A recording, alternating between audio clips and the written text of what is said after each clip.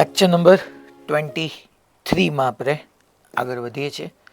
Last લેક્ચરમાં જે આપણે સ્ટોપ કર્યું હતું ત્યાંથી જ આજે આપણે કન્ટિન્યુ કરીએ છીએ. જો આ પર્ટિક્યુલર ટાઈપના પ્રોબ્લેમ છે અને પોસિબલ હોય તો નોટ્સમાં એડ કરી દેવું. એક સર્ટેન ટાઈપનો પ્રોબ્લેમ છે, આવો એક તમને પીવાયક્યુ મળશે, એડવાન્સમાં બી આવી ગયો છે અને શાંતિથી સમજજો. ક્વેશ્ચન એમ કે છે, આપણો 80 ગ્રાફમાં છે આ ક્વેશ્ચન. તમને એવું કહે છે કે આકૃતિમાં કોઈ એક ગતિમાન પદાર્થ માટે વેગ વિરુદ્ધ સ્થાનનો આલેખ તમને આપ્યો છે. ઓલરેડી છોકરાઓ અહીંયા તમને વેગ વિરુદ્ધ સ્થાનનો આલેખ આપ્યો છે, અહીંયા એક્સ છે ઓલરેડી. હવે આકૃતિમાં દર્શાવેલ કયો વિકલ્પ આ પદાર્થ માટે પ્રવેગ વિરુદ્ધ સ્થાનનો? પહેલા તમારા મગજને એવી રીતના ટ્રેન કરવું પડે. અહીંયા પહેલા જ રીડિંગ થાય રીડિંગ એરર થાય પહેલાથી જ આપણે મનમાં જે હાલતું હોય સમજી બેઠીએ. અચ્છા, વેગ વિરુદ્ધ સમય, અહીંયા વેગ વિરુદ્ધ સમય નથી. ક્વેશ્ચનને શાંતિથી તમે રીડ કરો, એટલી શાંતિથી બી નહીં કે ક્વેશ્ચનમાં ટાઈમ ખૂબ વધારે વ્યૂ જાય. વેગ વિરુદ્ધ સ્થાન છે, સમય નથી. જો વેગ વિરુદ્ધ સમય હોત તો બે વસ્તુ મેળવી શકે. ઘેરાતું ક્ષેત્રફળ કાપેલું અંતર આપે અને ઢાળ તમને પ્રવેગ આપે. અહીંયા વેગ વિરુદ્ધ સ્થાન છે તો એ આપણે ભણ્યા નથી કાંઈ. અને પાછું કરુણતા એ છે કે વેગ વિરુદ્ધ સ્થાન પરથી મારે એ જ પદાર્થ માટે પ્રવેગ વિરુદ્ધ સ્થાનનો આલેખ નક્કી કરવાનો છે. અને આલેખ ઉપરથી મને એટલી ખબર પડે છે કે જેમ સ્થાન વધતું જાય એમ વેગ ઘટતો જાય છે. જેમ આપણે અહીંથી જોઈએ છીએ કે જેમ તમે આગળ વધતા જાઓ, જેમ તમારું સ્થાન વધતું જાય એમ વેગ ઘટતો જાય છે. અહીંયા સુધી આપણને ખબર પડી ગઈ. હવે આમાં થીટા બીટા આપણે બધું લઈએ ને વિચાર કરીએ, ધેટ્સ ઓકે. બટ આવા ક્વેશ્ચનને ડીલ કરવા માટે પહેલાં આપણે થોડું મેથ્સ આવડવું જોઈએ કે સારું વેગ વિરુદ્ધ સ્થાન છે, ગ્રાફ સ્ટ્રેટ લાઈન છે. વેગ વિરુદ્ધ સમય અલગ વાત છે છોકરા, હું બીજી વાર બોલું છું. વેગ વિરુદ્ધ સ્થાન છે તો મારે એક કામ કરાય કે ભાઈ સુરેખ આ ગ્રાફ જે છે એ આપણને આમ સુરેખા મળે છે, સીધી રેખા. અચ્છા, થીટા જોતો હોય તમને ખબર જ છે કે ઢાળ એટલે tan થીટા ને થીટા ગ્રેટર ધેન 90 છે એટલે ઢાળ ઋણ આવવાનો. તો આપણે લખી નાખીએ અહીંયા ઈ તે સાથે સાથે કે ઢાળ બરાબર tan theta, theta greater than 90, એનો મતલબ કે ઢાળ તમારો છોકરાઓ ઋણ મળશે, ઢાળ ઋણ. અચ્છા, ઢાળ ગોતવું હોય તો કેમ ગોટાય? એની માટે તમારે આ થીટા લેવાનો કે ભાઈ તમે અહીંથી જોવા જાઓ, ઢાળ એટલે આપણે એમ કહેતા હતા, યાદ કરો. એમ એટલે ઢાળ એટલે tan થીટા, તો એમ બરાબર ઢાળ બરાબર tan થીટા. સામેની બાજુ છેદમાં પાસેની બાજુ કરો તો V0/x0 આવે. અહીંયા 0 હોય એટલે V0 - 0 V0, x0 - 0 x0. સાહેબ આવું બધું કેમ ખબર પડે? હવે મેં તમને સમજાયું ને કે જો છોકરાઓ બે જ વસ્તુ તમને આની અંદર સૂઝવી જોઈએ કે એક તો ઘેરાતું ક્ષેત્રફળ અને ઢાળ. બટ વેગ વિરુદ્ધ સમય હોત તો કામ થઈ જાય તો સારું, એ તો નહીં મેળ પડે. હવે આકાર ઉપર વ્યા જાવ તો કે ગ્રાફનો આકાર સુરેખા છે. સુરેખા હોય તો અહીંયા છોકરા હું આમ ન કહી શકું કે સુરેખાનું સમીકરણ, સુરેખા માટે આપણે આવું નથી ભણી ગયા છોકરા. y = mx + c, y = mx + c. y ની જગ્યાએ જે y અક્ષ ઉપર હોય એ લખાય. y ની જગ્યાએ છોકરાઓ v છે. x ની જગ્યાએ જે x એક્સિસ પર હોય એ લખાય, એ x છે. m એટલે ઢાળ મેં ગોતી જ રાખ્યો છે V0/x0. But theta greater than 90 છે એટલે તમને ખબર જ હોવી જોઈએ કે ભાઈ છોકરાઓ અહીંયા ઢાળ આપણો ઋણ આવવાનો છે. ધેટ મીન્સ કે મારે અહીંયા આમ લખાય કે ઢાળ મારો ઋણ આવવાનો છે અને ધેટ્સ વાય આ ટર્મને મારે આમ લખાય -V0/x0. તો ઢાળની કિંમત મૂકી દો. ચલો ભાઈ, ઢાળની જગ્યાએ y = mx + c, તો x ના હું x રાખું.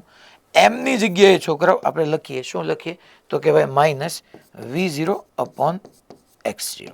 આ v = આવી ગયું x ની જગ્યાએ x. અચ્છા, c એટલે મેં કીધું તું અંતઃખંડ, યાદ કરો. ઇન્ટરસેપ્ટ ક્યાં કરે તો કે ભાઈ ઉદ્ગમ બિંદુથી ધન y અક્ષ ઉપર છે તો આ અંતર લેવાનું, એ V0 થાય છોકરો, એ V0 હાર્યું. આને આપણે c કહેતા હતા તો c ની જગ્યાએ હું +V0 લખી નાખું કારણ કે ઉપર તરફ છે તો +V0. આ સમીકરણ મળી ગયું. સાહેબ આમાં તમે શું ઉકાળી લીધું? હવે તમે જો ક્વેશ્ચનમાં શું પૂછ્યું છે, પ્રવેગ વિરુદ્ધ સ્થાનનો છે. શું વેગ પરથી હું પ્રવેગ મેળવી શકું? હા. જો મારી પાસે વેગ હોય તો પ્રવેગ મેળવવાના બે રસ્તા હતા, તમને યાદ હોય તો.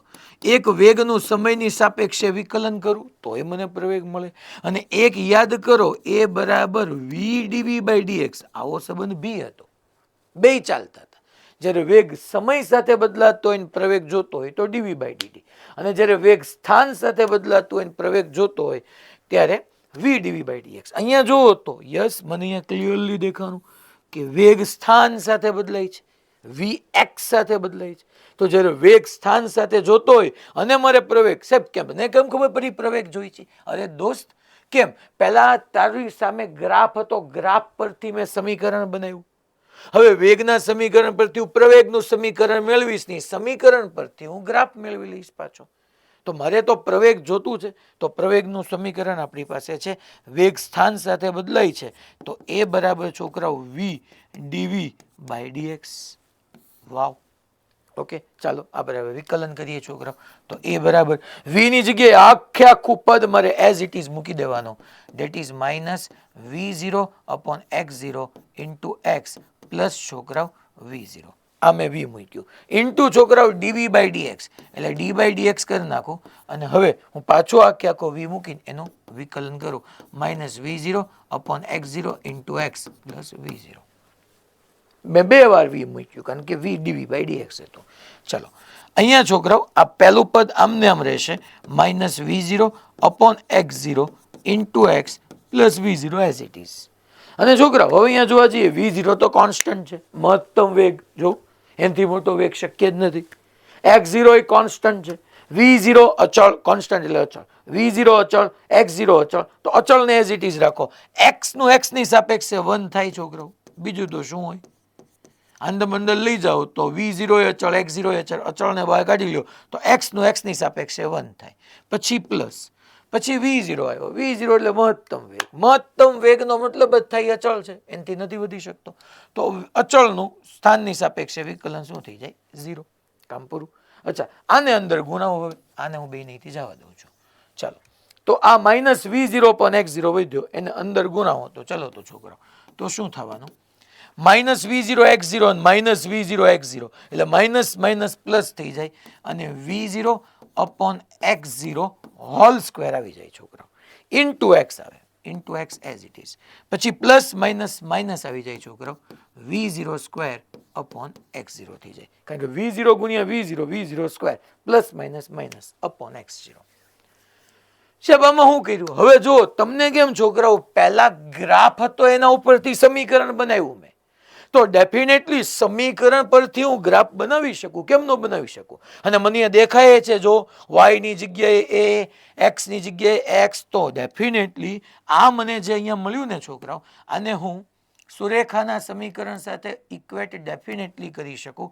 આ જે આપણને આખે આખું ટર્મ મળ્યું છે આને આપણે છોકરાઓ સુરેખાના સમીકરણ y is equal two mx plus c સાથે સરખાવીએ. સાહેબ તમને કેમ ખબર પડી? કારણ કે એની જે મહત્તમ ઘાત 1 હતી ને x ની મહત્તમ 1 હતી, તો મેં સર કેમ a અને x જ જોયું? કારણ કે મારે પ્રવેગ વિરુદ્ધ સ્થાનનો આલેખ નક્કી કરવો હતો, મારે a અને x જ જોવું પડે.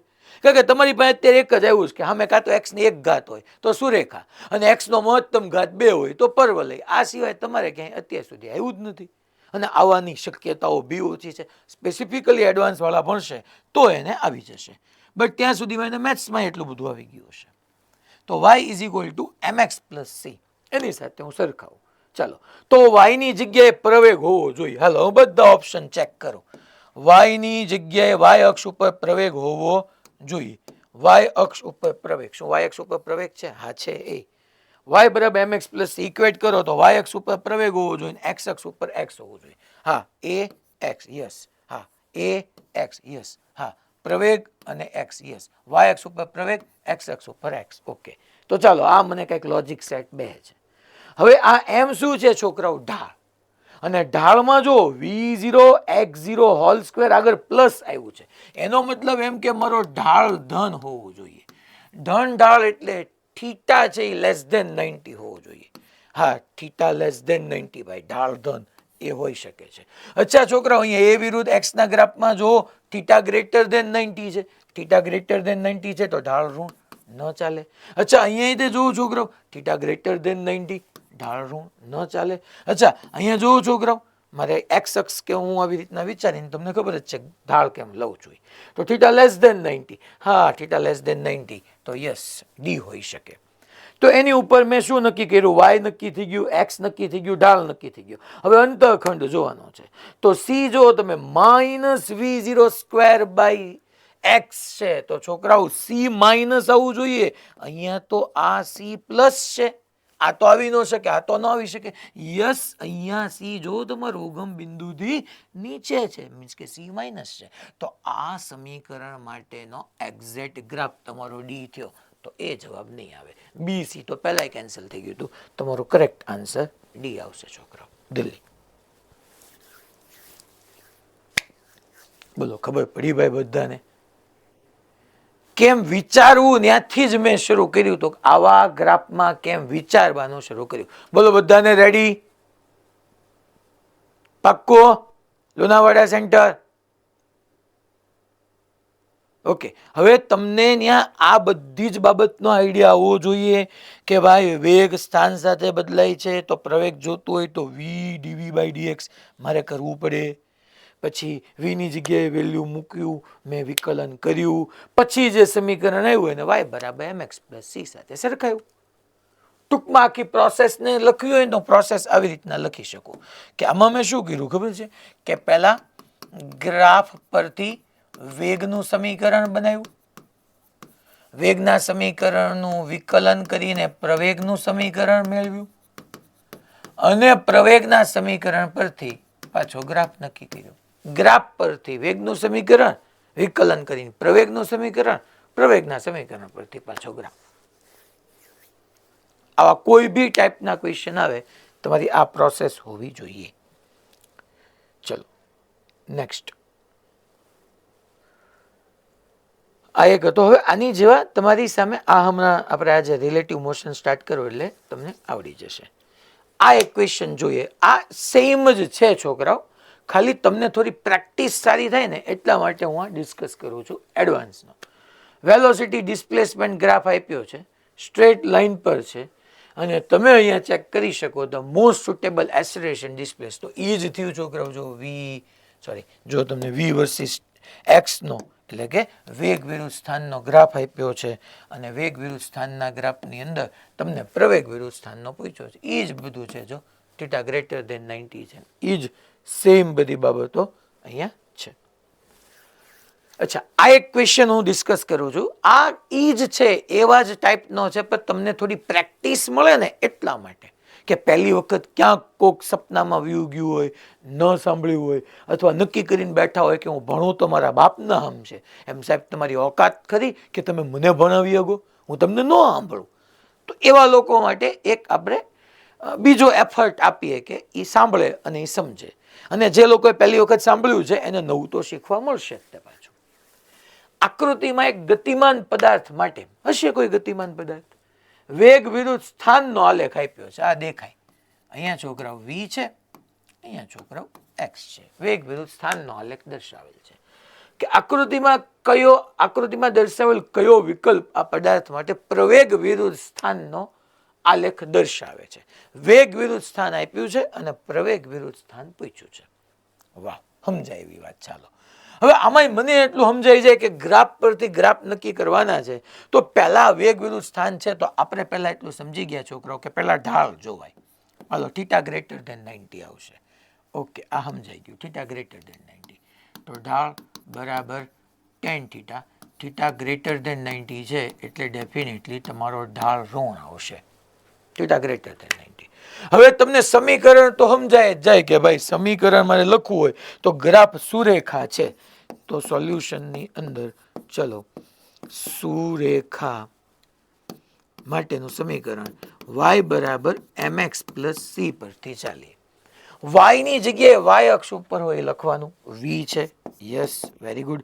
x ની જગ્યાએ x અક્ષ ઉપર હોય લખવાનું, x. અચ્છા, સી તમે જો છોકરાઓ ગ્રાફ તમારો ઉદ્ગમ બિંદુથી નીચેથી શરૂ થાય છે, નીચેથી શરૂ થાય છે, અહીંયાથી શરૂ થાય. જો આ રહ્યું અહીંથી, તો આ ઉગમ બિંદુથી હું નીચે આવું છું. કેટલો નીચે આવ્યો? v0 નીચે છે એટલે માઇનસ. હવે રમતવાદ છે યાર છોકરાઓ. તો સી ની જગ્યાએ -v0, કારણ કે ઉગમ બિંદુથી નીચે છે. અચ્છા સાહેબ, ઢાળ કેમ નક્કી કરશો? બસ એની માટે આ એમ માટે તો મેં આ ક્વેશ્ચન કરાવ્યો છે કે આમાં એમ નક્કી કરતા નથી આવડતો આપણને. હવે જો તો આમાં એમ કેમ નક્કી થાય? તો કે ભાઈ ગ્રાફ આ રહ્યો મારી પાસે, આખો ગ્રાફ જ છે છોકરાઓ, આમ ગ્રાફ જ છે. તો જુઓ તો મારી પાસે આ x0 છે, આ v0 છે, એટલે આટલા ડિસ્ટન્સને આપણે x0 કહીએ છીએ, આટલા ડિસ્ટન્સને v0 કહીએ. તો જુઓ તો છોકરાઓ, આપણે ગ્રાફ ખરેખર અહીંયા હોય આ થીટા ગ્રેટર દેન 90 કે લેસ દેન 90 તો પ્લસ કે માઇનસ માટે થાય.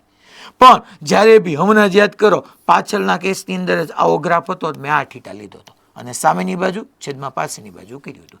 તો સેમ વે મારે એ જ ગ્રાફ માટે અહીંયા આ થીટા લેવાય. અને અહીંથી તમે જોવા જાવ તો છોકરાઓ, તો tan થીટા બરાબર સામેની બાજુ આ મેં આવી ડોટેડ લાઈન ડ્રો કરી, આ થીટા. એ સાહેબ એમની તમારે તો આ લેવાનો ન આવે.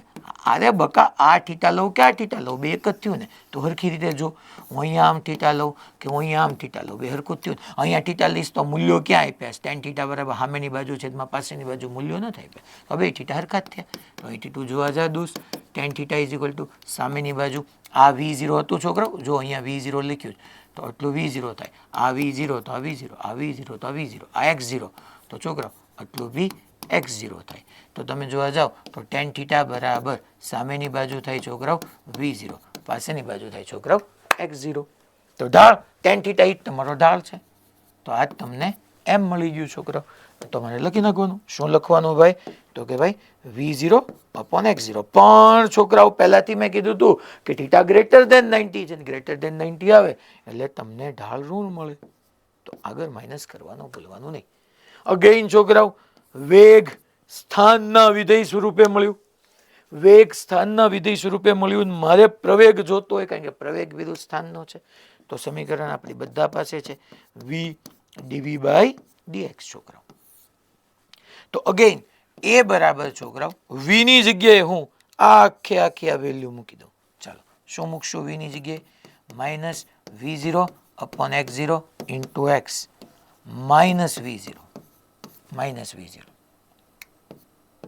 પછી into d by dx, into d by dx.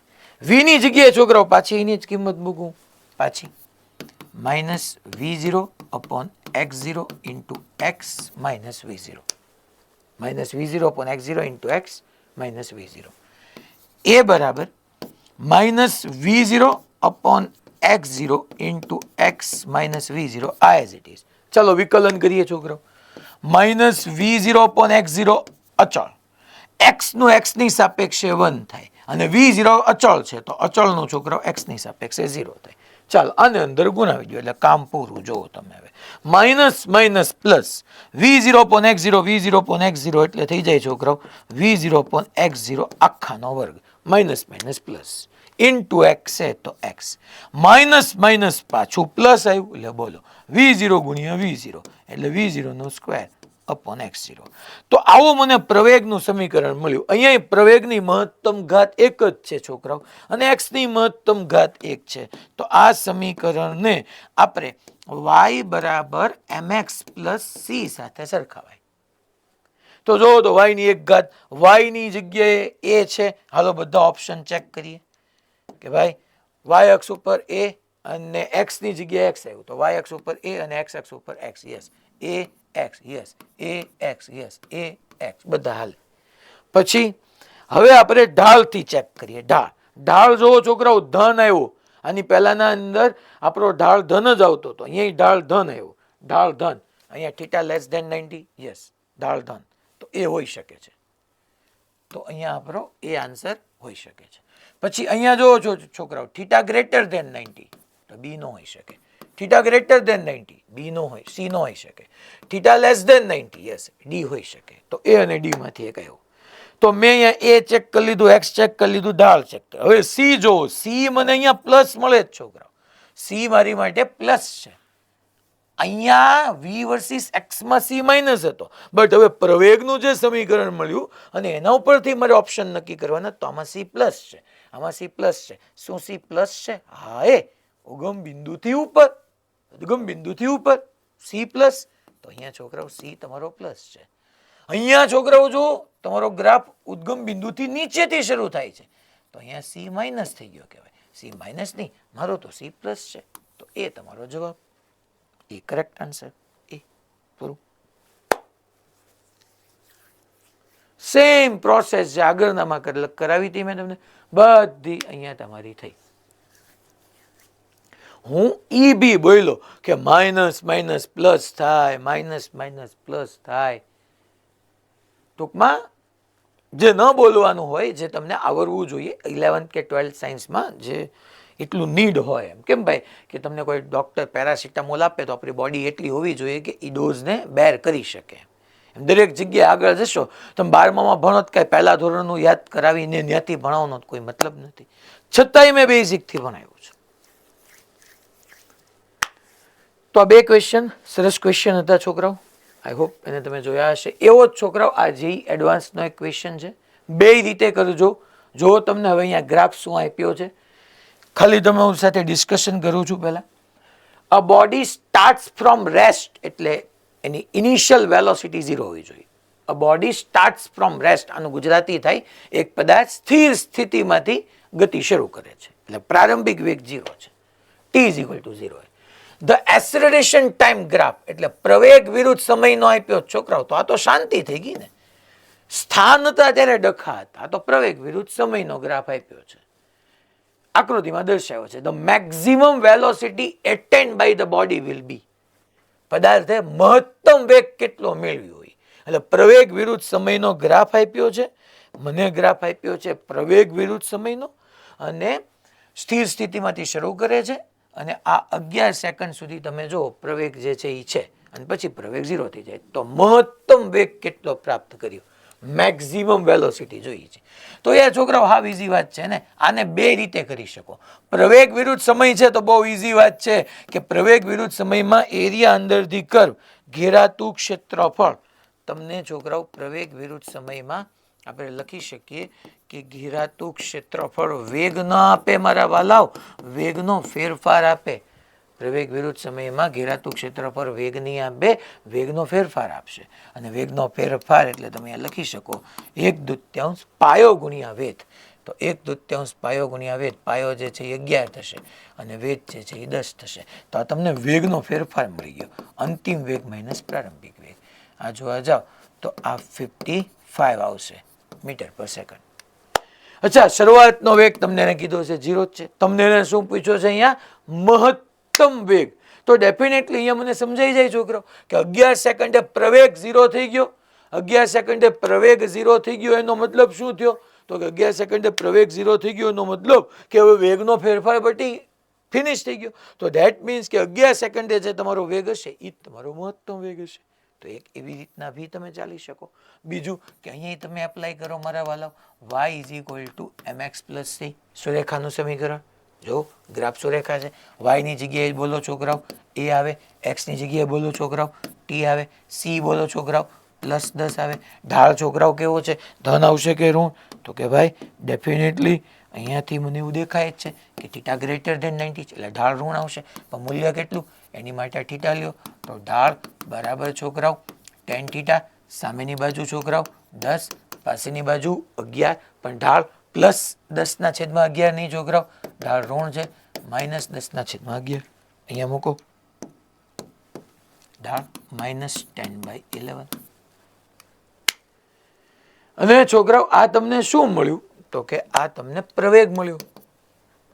હવે તમારે શું જોતો છે છોકરાઓ, વેગ. વેગ નહીં, મહત્તમ વેગ. તો પ્રવેગ પરથી વેગ કેમ મેળવાય, તમને આવડે છે.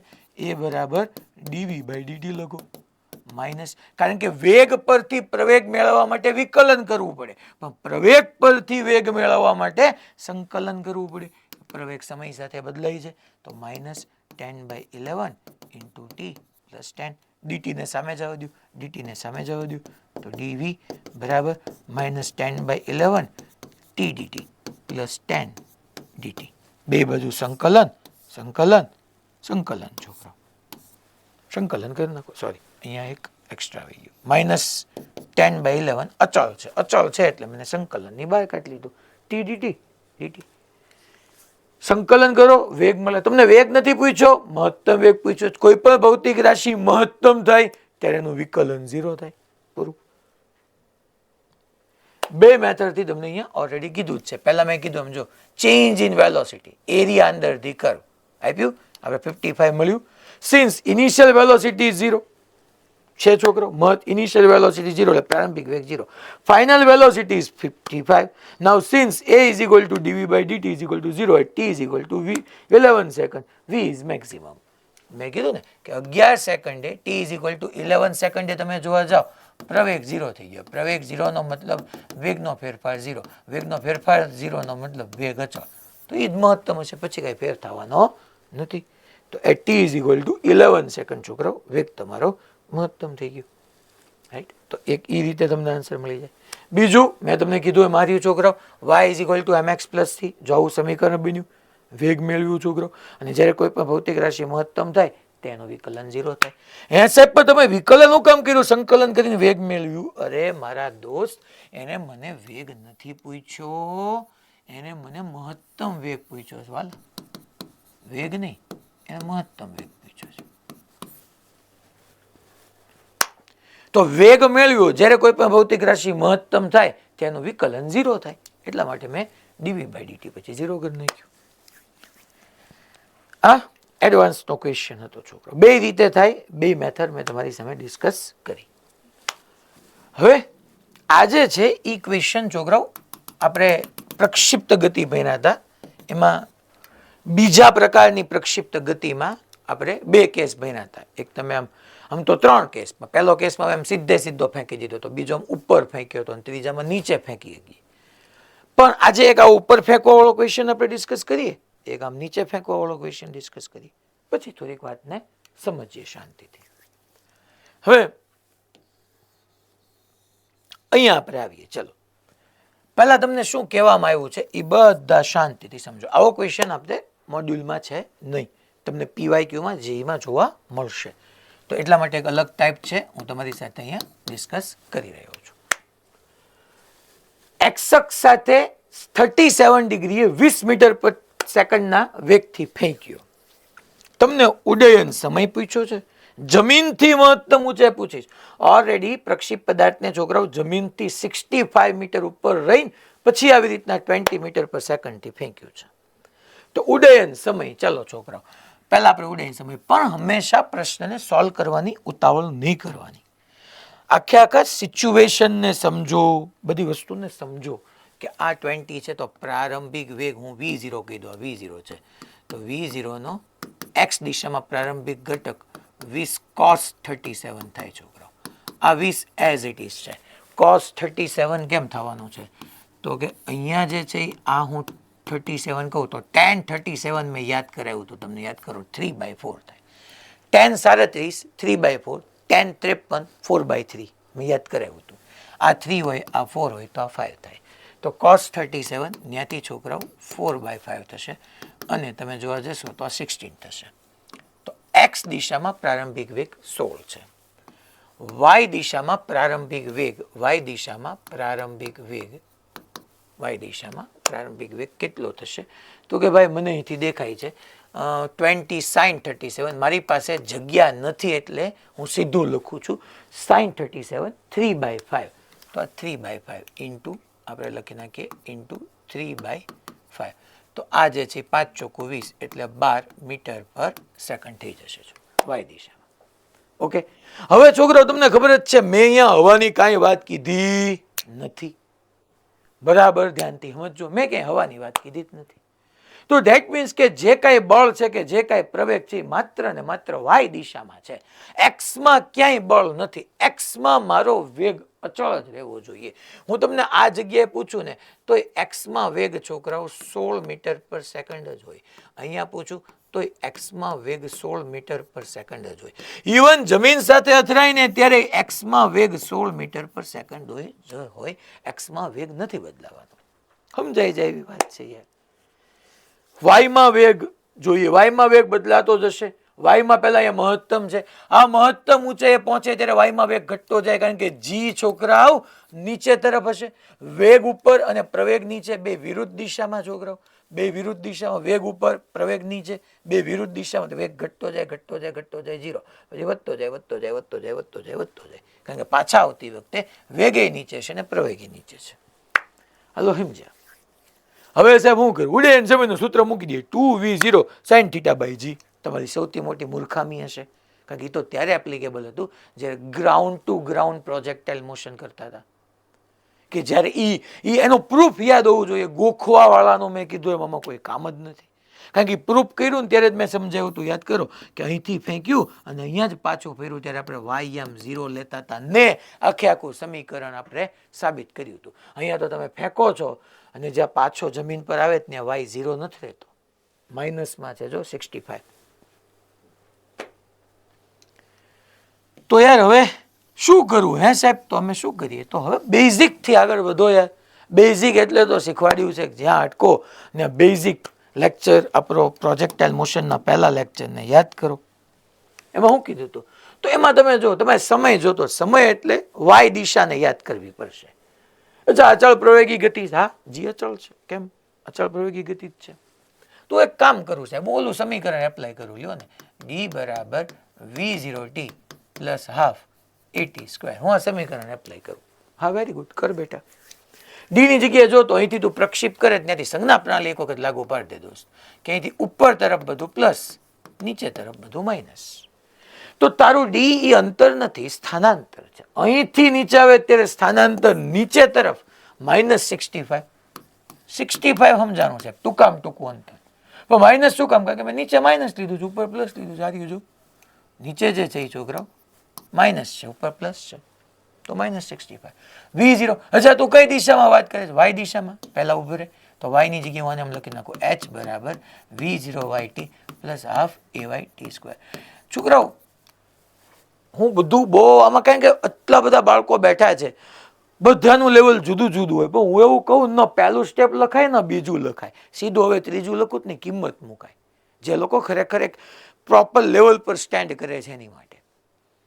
તો અહીંયા મારે સીધું જ લખાય, મને ખબર છે સ્થાનાંતર -65 છે, -65. ઓકે, વાય ની વાત કરું તો વાયમાં પ્રારંભિક વેગ. અચ્છા, પ્રારંભિક વેગ ઉપર છે તો +12. અચ્છા, મારે શું જોતો? ઉડ્ડયન સમય. ઉડ્ડયન સમય એટલે કયો સમય? જે સમય હવામાં રહે. તો કે 65 એટલે કે 65 મીટર જેટલું સ્થાનાંતર કરવા દરમિયાન એ હવામાં જ છે, એ જ સમય જોઈ છે. સ્મોલ ટી નો સ્મોલ ટી રાખો કે એની જગ્યાએ કેપિટલ ટી કીધો, કાંઈ ફેર ન પડે. અચ્છા, એ વાય ની જગ્યાએ જો છોકરાઓ -g, કાંઈ કીધું નથી, તમે 9.8 લઈ લો. પણ અહીંયા કેલ્ક્યુલેશનને ઇઝી કરવા માટે તમે એમ સમજી લો કે હું એમ કીધું છું g બરાબર 10 મીટર પર સેકન્ડ સ્ક્વેર લ્યો, કેલ્ક્યુલેશન ઇઝી થાય એટલા માટે. તો -half 10t². ચાલો સિમ્પ્લિફાઈ કરીએ છોકરાઓ આપણે. આ 5 માઇનસ આ સાઈડ આવે તો પ્લસ, તો +5t². એ સાહેબ સ્મોલ ટી ની જગ્યાએ કેપિટલ ટી નહીં મૂકવાનું? હા મૂક ને યાર, બસ તું કે તો મૂક. અચ્છા, +12t આ સાઈડ આવે તો -12t -65 = 0. માઇનસ વાળું પદ ડાબી બાજુ આવ્યું પ્લસ થયું, પ્લસ વાળું ડાબી બાજુ આવ્યું માઇનસ થયું. છોકરાઓ દ્વિઘાત સમીકરણ બની ગયું. દ્વિઘાત સમીકરણને ઉકેલતા તમને આવડવું જોઈએ કે ભાઈ હવે દ્વિઘાત સમીકરણમાં -b, અહીંયા t બરાબર લખીશું -b plus or minus √b² -4ac/2a. હાલો કિંમત મૂકવી જ છે, હાલો અમે મૂકીએ. હવે અહીંથી આમ તમારે ક્વેશ્ચનને ડિઝાઇન કરવો પડે. -b, b એટલે છોકરાઓ t સાથેનું પદ -12. હવે સાહેબ અમને એ જ નથી આવડતું, તો યાર એ તમે એમ આશા રાખો ઇવન કોઈ પણ જગ્યાએ કે એ બી તમને ઓલરેડી પહેલા બેઝિક મેથેમેટિક્સ શીખવાડ્યું હતું કે આને આવી રીતના ax² + bx + c = 0 સાથે સરખાવવાનું. પણ કેટલીક વાર હું કહીશ, કેટલીક વાર તમને દરેક ટીચર કહેશે, એ તમારી ડ્યુટી છે, તમારે એને યાદ રાખવું પડે, સમજવું પડે. એવું શક્ય બને એવું કોઈ, હું તો માનું ત્યાં ઈશ્વરે એવું ન કરી શકે કે 10મું ન આવડતું હોય, 9મું ન આવડતું હોય, 11th 12thમાં તમને જેઈ નીટને ક્લિયર કરાવી દે, ઇવન બોર્ડે પાસ કરાવી દે. હું તો માનું ત્યાંથી શિક્ષક તો કોઈ ન કરી શકે, પણ ભગવાનને કદાચ મને ડાઉટ છે કે એ બી ન કરી શકે, કારણ કે એ તમને કર્મનું જ ફળ આપતો હોય. તમારા પાછલા કર્મો જ ખરાબ છે. આપણે કોઈ દ્વિઘાત સમીકરણ ભણ્યા જ નથી, તો પછી આપણે એવી આશા ન જ રાખી ગઈ ને કે આપણને 11th 12thમાં આમ બધું દ્વિઘાત સમીકરણ ક્લેરિટી બની જાય. આ સુરત પાલનપુરમાં કોઈકનું માથું આવે છે વચ્ચે, જોન છે. તો અહીંયા -b એની સાથે -12 છે. પ્લસ માઇનસ અંડર રૂટમાં બી સ્ક્વેર, બી એટલે -12 છે, સો -12 બી સ્ક્વેર માઇનસ 4 એ એટલે છોકરાઓ આ ટી સ્ક્વેર સાથે હોય પદ 5, સી ખરેખર પ્લસ સી આવે પણ અહીંયા -65 લેવું પડે, બી square -4ac upon 2a. Calculation કરો યાર. હવે એટલું તમારી ઉપર છોડું છું. સીધો ટી મળી ગયો. સાહેબ હું સમીકરણ નો હાલે ને, એટલે તને સમજાયું કે પ્રક્ષેપ ગતિમાં ખાલી સૂત્રથી કર ને દોસ્ત, લિમિટેડ જ આવડે તને, જાજુ ન આવડે. બીજી વાત, સાહેબ જમીનથી મહત્તમ ઊંચાઈ, એ તો ઓર ઇન્ટરેસ્ટિંગ. જમીનથી મહત્તમ ઊંચાઈ, વાવ, આપણે એમ કહેવાનું વાવ, જમીનથી મહત્તમ ઊંચાઈ, આટલું સરસ આપણે તમે પૂછ્યું. તો જમીનથી મહત્તમ ઊંચાઈ એટલે 65 તો આવવાનું જ તે. હવે જોજો બીજો છોકરાઓ, જમીનથી મહત્તમ ઊંચાઈ માટે હું એક કામ કરી શકું. જો તો અહીંથી આ કેટલો ઉપર ગયો સમજજો, લખવાની ઉતાવળ ન કરતા. લખવા માટે તમે ખાલી છે ને, હું એવું હશે ને તો છેલ્લે સ્લાઇડ અહીંયા મૂકી દઈશ, અથવા તમને સેન્ટર ઉપર સ્લાઇડ મળી જાય એવું કરીશ. લખવાની ઉતાવળ ન કરતા, સમજી લ્યો. કારણ કે લખવામાં તમારે શું છે, ખાલી એટલું જરૂર પડે, આ 65, આ 20, 37 પૂરું. પછી 4 પ્રશ્નો યાદ રહી જ જાય. ગુડેન સમય હતો, મહત્તમ ઊંચાઈ હતી, અવધિ હતી, અને બોલ જમીન સાથે અથડાય ત્યારે ઝડપ હતી. એ તો એટલું તો યાદ રહી જાય આપણને. બીજું સાહેબ અમને ન રહે તો એ શક્યતા ઓછી કે એનાથી આ ક્વેશ્ચન થાય. મહત્તમ ઊંચાઈ જોતીશ તો અહીંથી તો 65 છે. હવે આ મને મળી જાય હે છોકરાઓ, અને હું માની લો સ્મોલ h કહું, એ મને મળી જાય તો મોજે મોજ પડી જાય. આને કેપિટલ h કીધો એટલે એને સ્મોલ h કીધો.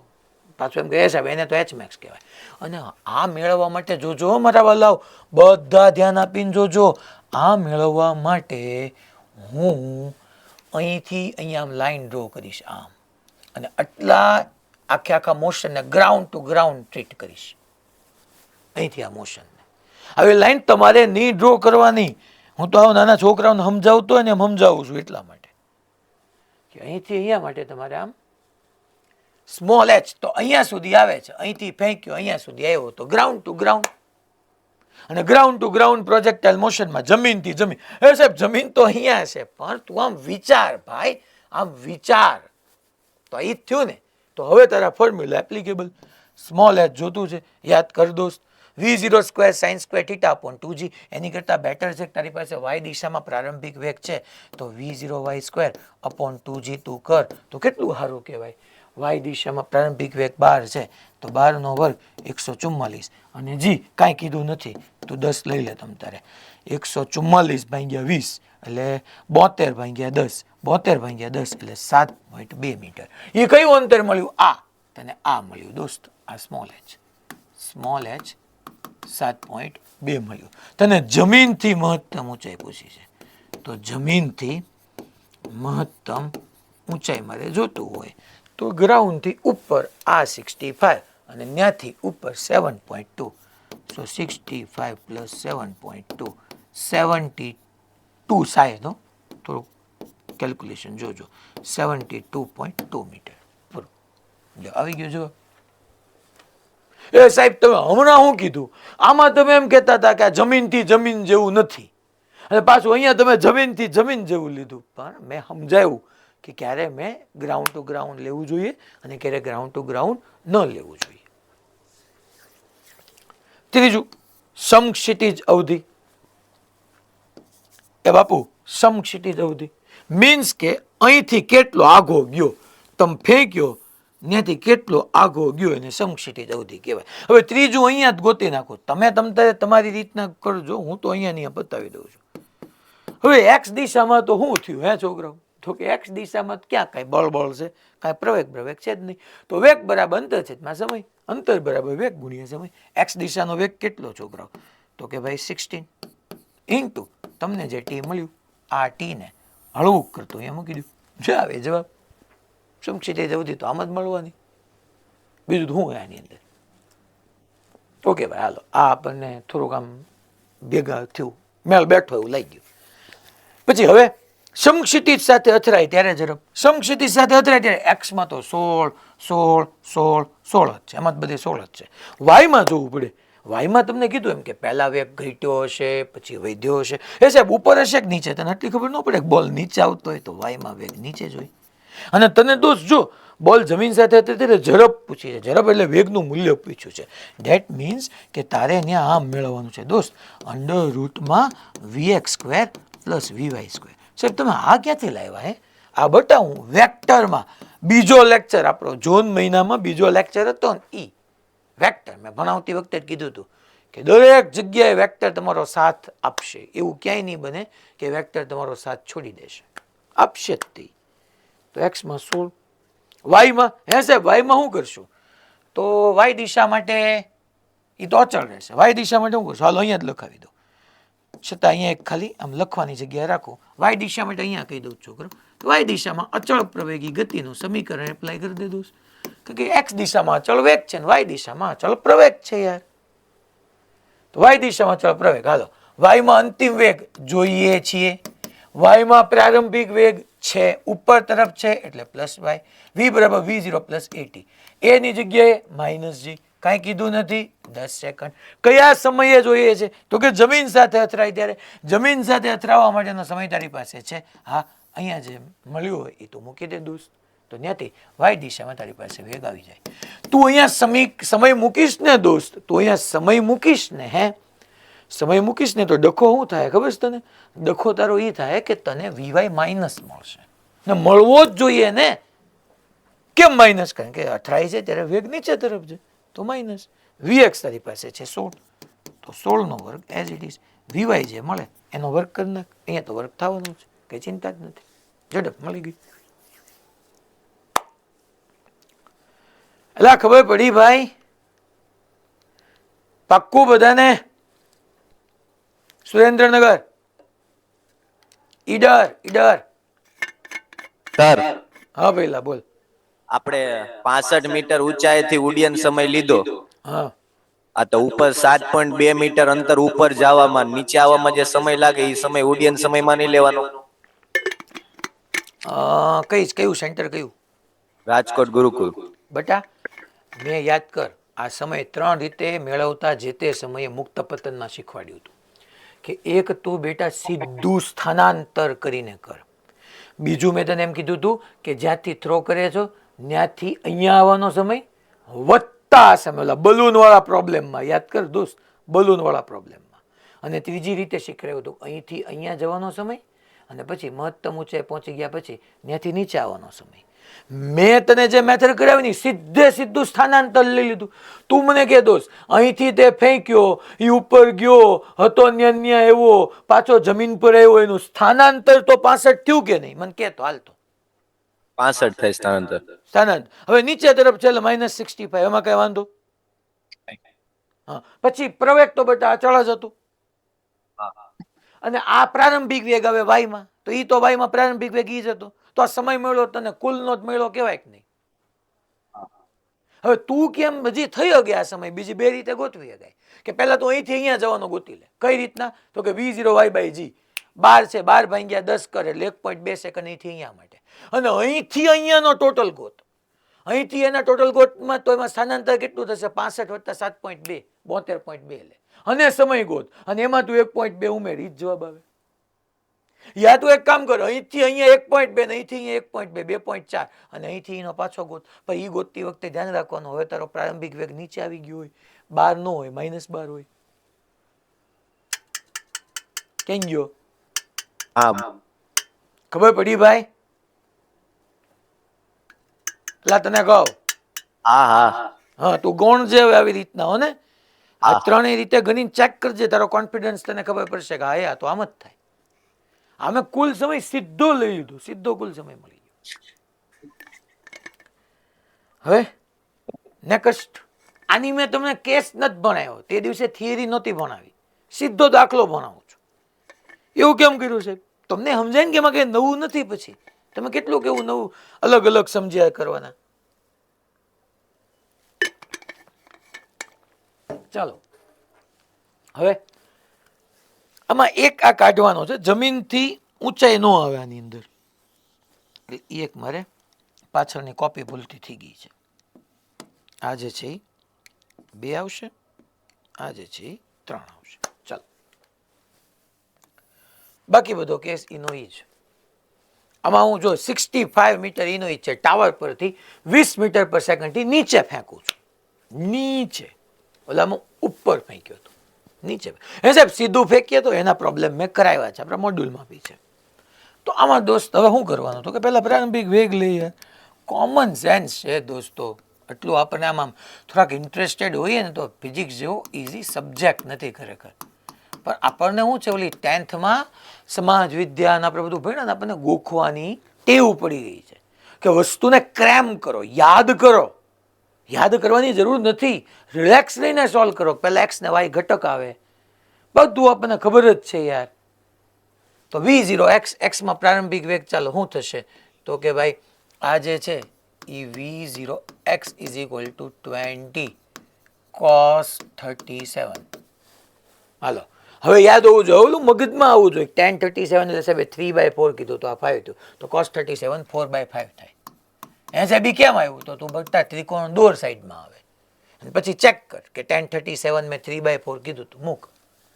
એ આપણને એટલું ખબર પડવી જોઈએ કેમ કરવાનું. અને વાયમાં પ્રારંભિક વેગ, હાલો v0 y, તો વાયમાં બચ્ચા 20 sin 37. હવે એ જ થવાનું ને, ક્યાં લાવવાનો, ખાલી નીચે તરફ આવશે. sin 37 તારું થવાનું 3/5, તો 5 ચોકો 20, 4 તેરી 12. હવે ઉડે સમય હાલતો રાજકોટ ગુરુકુળ હાલતો, તું મને કહેતો હવે કેમ કરાય, તું જ કે બકા શું કરાય, હાલ અનમ્યુટ કર.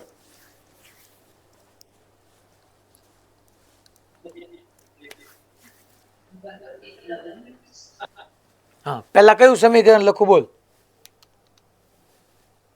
નીચે તરફ છે, જી અચળ છે.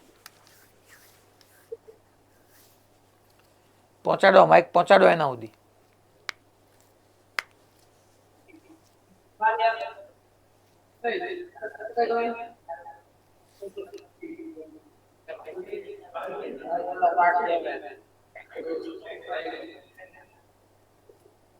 પહોંચી ગયો? હા. હા બોલ, શું કરું હવે હું? સમીકરણ કયું આવશે? અચળ પ્રવેગ છે, સમીકરણ કયું આવશે કે પહેલા? હાલ. સર ઓફિસમાં ગયો તો બોલાવો તો એટલે. કેમ ઓફિસમાં ગયો તો? રજા હાટું. એમ નહીં, તો તે હમણાં પ્રશ્ન પૂછ્યો તો ખરી. પછી હું ઓફિસમાં ગયો તો. તો એમ નહીં, ત્યાં કોઈ સાહેબ હાજર છે ક્લાસમાં? હા છે. સાહેબ આપણે એવી સિસ્ટમ ન હોય કે લેક્ચર દરમિયાન ચાલુ લેક્ચરે કોઈ બાળકને ઓફિસમાં બોલાવી શકીએ, એવું હોય ખરી ખરેખર?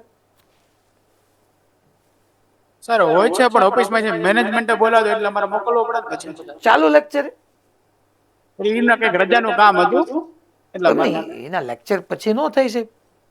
હા સર દઈ શકીએ, પણ એમની ઇમરજન્સી છે, ખ્યાલ નહીં બહુ. હે ભાઈ, તારે શું ઇમરજન્સી હતી? કઈ તારે લગ્ન નક્કી થયા છે?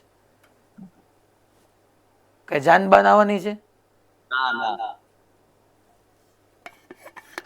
એક આ પ્રવીણ સર અને આપણે બે તમે જોજો ને, આવું એડમિન થોડું હાલે કઈ યાર. ચાલુ લેક્ચરે કોઈ બોલાવે? આપણે હું આ મારું 20મું વર્ષ છે ફિઝિક્સ ભણાવવાનું, આવું મેં કોઈ દી નથી જોયું. ચાલુ લેક્ચરે તમે સ્ટુડન્ટ્સને ડિસ્ટર્બ કરો. પેરેન્ટ્સ આવ્યો ને તો અમારે અહીંયા બેસાડી દે બહાર, 1 કલાક બેસે, 1.5 કલાક બેસે. ગમે એ કામ હોય તમારે બહાર મૂકીને જ ક્લાસમાં આવવું પડે. મારું તમે જોયું કોઈ દિવસ મેં મોબાઈલ અહીંયા હોય યુઝ ન કર્યો હોય, ઇમરજન્સી અલગ વાત છે કે મને ખબર હોય ઘરે આજે કોઈકની હેલ્થ ખરાબ છે ને મારે સડનલી હોસ્પિટલ જવું પડે એમ છે તો અલગ વાત છે. બાકી આ બધું સાઈડમાં મૂકી દેવું પડે.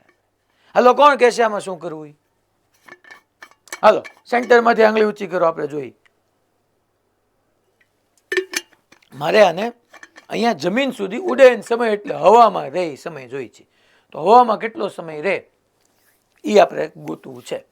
હાલો, કોણ કહેશે? ડાયરેક્ટ ડી વાળું સૂત્ર મૂકીને સમય ગોતલી. હા, તો કયું સૂત્ર મૂક્યું છું મને લખાવતું?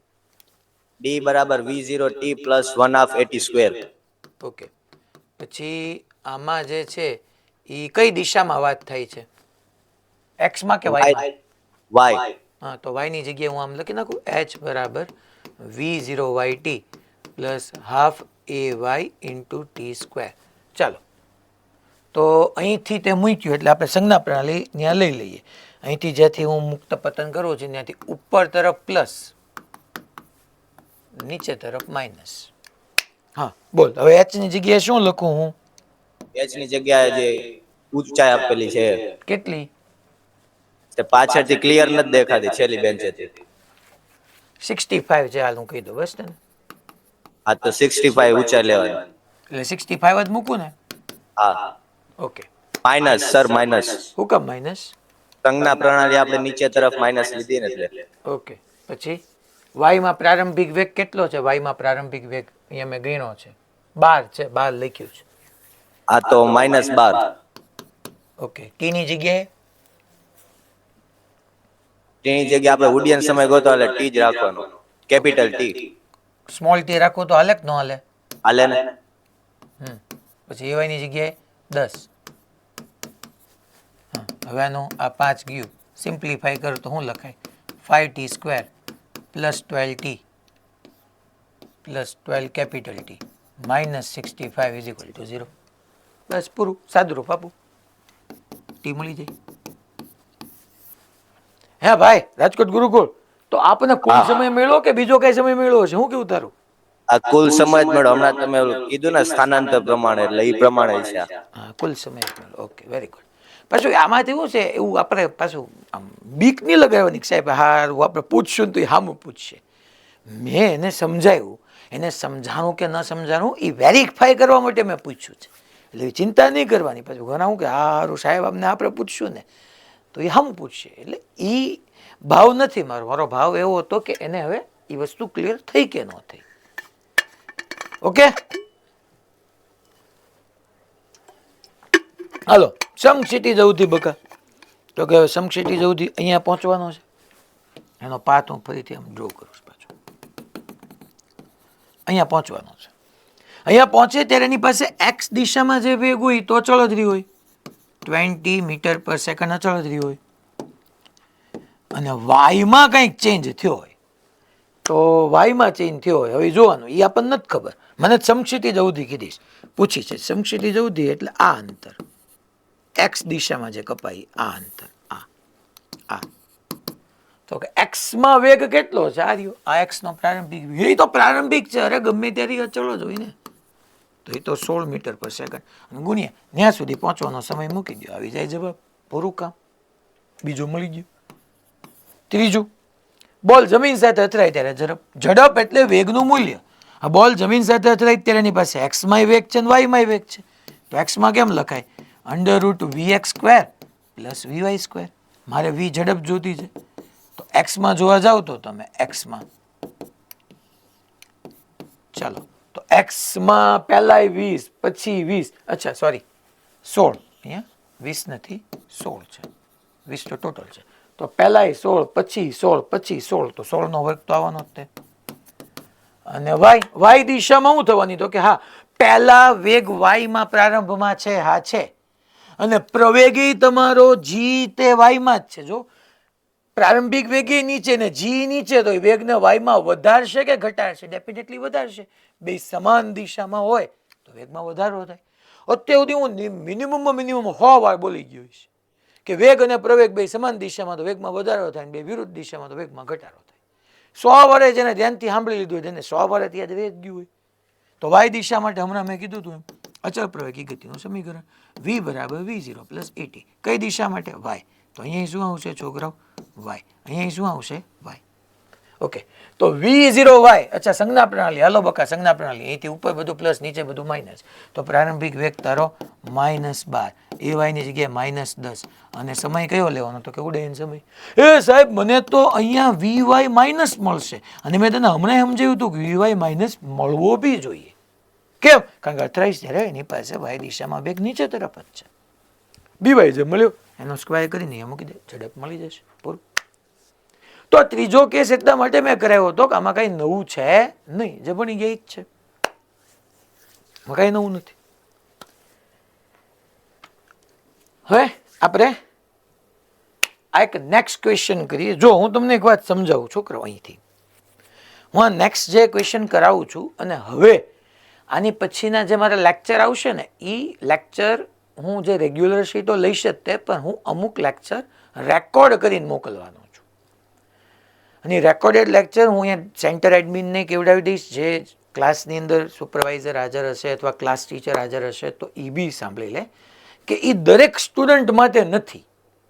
જે લોકો એ ગ્રુપમાં એડવાન્સ કે મેન્સ માટે રેડી હોય એની માટે જ projectile motion on an incline plane, અને એ ઇંગ્લિશ જ આવશે. એટલે હું બોલીશ ગુજરાતી ઇંગ્લિશ બે ભેગું, પણ એમાં તમે એવી આશા ન રાખતા કે એમાં બધું ગુજરાતીમાં લખો, કારણ કે તમે તૈયારી મેન્સ કે એડવાન્સ માટે કરો છો તો એડવાન્સ ક્યાં ગુજરાતીમાં આવવાની જ છે. એટલે પહેલાં તો એ લોકો જ એને જોવે, હું બધાને નહીં ભણાવું. બી ગ્રુપ વાળાને 2 લેક્ચર હું જેવા મોકલીશ, જે રિલેટિવ મોશનમાં એડેપ્ટ છે, હું કહીને મોકલીશ કે ઓનલી એડવાન્સ વાળા, બી ગ્રુપ વાળા એમાં જોવાની જરૂર નહીં પડે, કારણ કે એનો કોઈ દિવસ એના ઇતિહાસમાં એવી પ્રક્ષેપ ગતિનો પ્રશ્ન આવ્યો જ નથી, શું કામ ખોટો ટાઈમ બગાડવો. પણ આની પછી જે ટોપિક સ્ટાર્ટ થવાનો છે સાપેક્ષ વેગ, રિલેટિવ મોશન, તો એમાંય તે એક રેગ્યુલર ક્વેશ્ચન હશે ને એમાંય tough mains level, advance level કે નીટમાંય અઘરા પૂછાય છે, તો એ એક અલગ લેક્ચર હશે.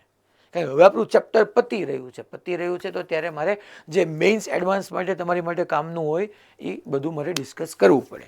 એટલે એ 2 કે 3 લેક્ચર, મને તો 3ની આશા છે, પણ મિનિમમ 2 લેક્ચર એવા છે કે જે આપણા રેગ્યુલર સેશનથી અલગ હશે. હું અહીંથી કેવડાવી દઈશ, રેકોર્ડેડ લેક્ચર હશે, એમાંય બોલીશ કે એડવાન્સવાળા સ્ટુડન્ટ્સ ન કરે. આ જે હવે હું નેક્સ્ટ ક્વેશ્ચન કરાવું છું ને આ તે ન તો કોઈ દી નીટના ઇતિહાસમાં પૂછાણો છે. હું એવું તો નહીં બોલી શકું કે નીટમાં કોઈ દી નહીં પૂછાય, કારણ કે સારું એવું તો કેમ કહી શકું, હવે એવી હિંમત મારી નથી, બીજા કોઈની હોઈ શકે, હું એ કેટેગરીમાં ન આવું. એડવાન્સમાં તો બધું આવી શકે, મેઇન્સમાં આવી શકે, અને નીટમાં અઘરું નીકળવું હોય તો એ હુકમ ન પૂછી શકે, કે વાત આખી નવી છે આની અંદર. છતાંય શાંતિથી સમજાય એવો પ્રયત્ન આપણે કરશું, શાંતિથી સમજશું અહીંયા વસ્તુને. આ જ્ઞાનવેલીમાંથી કોણ બે ઊભા થઈને ગયા?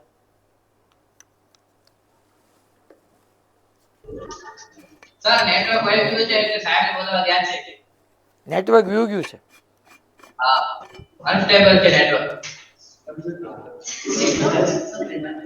સાચું એવું જ છે ને કે ભાઈબંધ પાસે તમે મિત્રતા રાખો છો? હા સર, હમણાં જ આટલું દેખાય છે.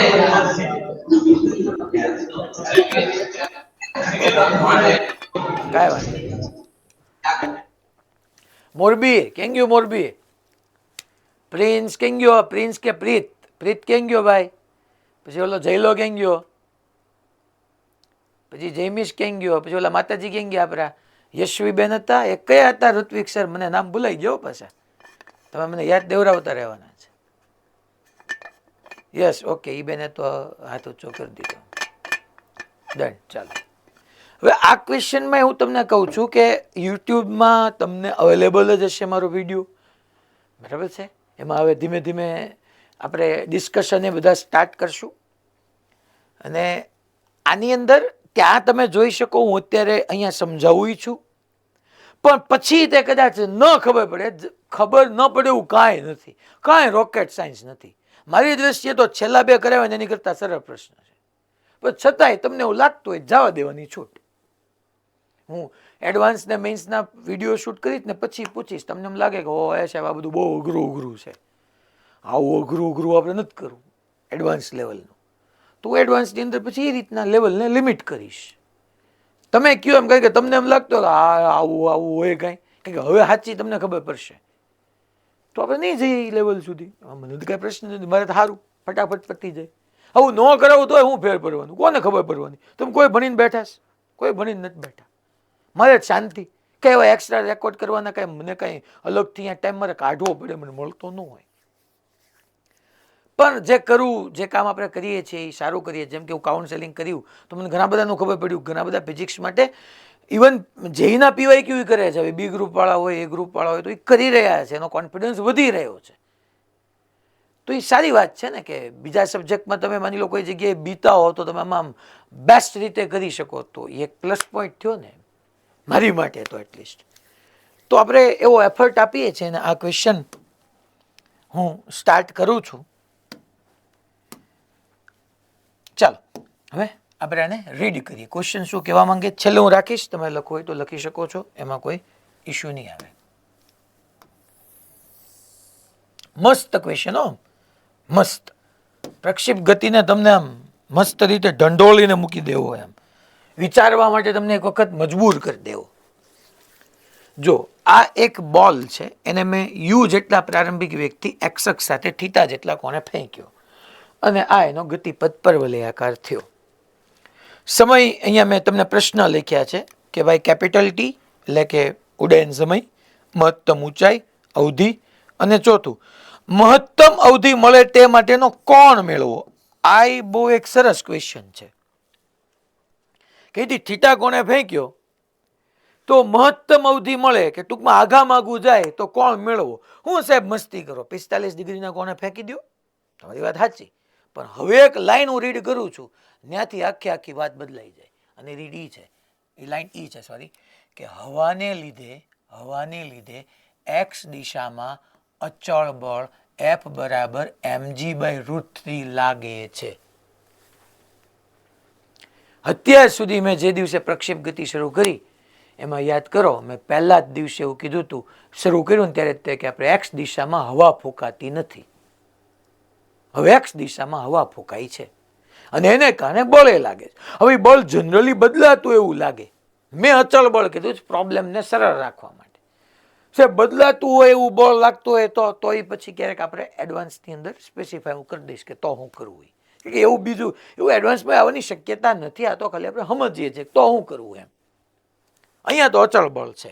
અચળ બળ એટલા માટે કે તમારો પ્રવેગ અચળ થઈ ગયો.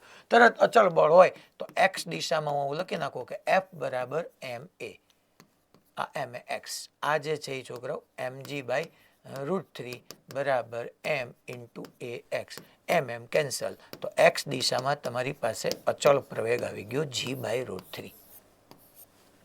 g/√3 અચળ પ્રવેગ આવી ગયો x દિશામાં. ઓકે, તો ભાઈ સમજાય એવી વાત થઈ ગઈ. હવે તમને એટલી ખબર પડી જોવી જોઈએ કે એક્સ દિશામાં જે અચળ પ્રવેગ છે એને કારણે વાય દિશાના જી પર કઈ અસર નહીં થાય, કારણ કે વાયમાં જી તો હોવાનો, ગ્રાઉન્ડ તો છે જ, જી તો નીચે હોવાનો છે. ટૂંકમાં વાય દિશાનો અચળ પ્રવેગ એક્સ ના પ્રવેગ માટે જવાબદાર નથી અને એક્સ દિશામાં જે g/√3 પ્રવેગ આવ્યો એ વાય દિશાના જી માટે જવાબદાર નથી, કે એને કાંઈ હેરાન નહીં કરે. બે ડાયરેક્શન ઇન્ડિપેન્ડન્ટ છે, સ્વતંત્ર છે બે. હવે પહેલા તમને મેં પૂછ્યું છે કે ઉડ્ડયન સમય કેપિટલ ટી મારે જોતો છે, તો સોલ્યુશન સ્ટાર્ટ કરીએ આપણે.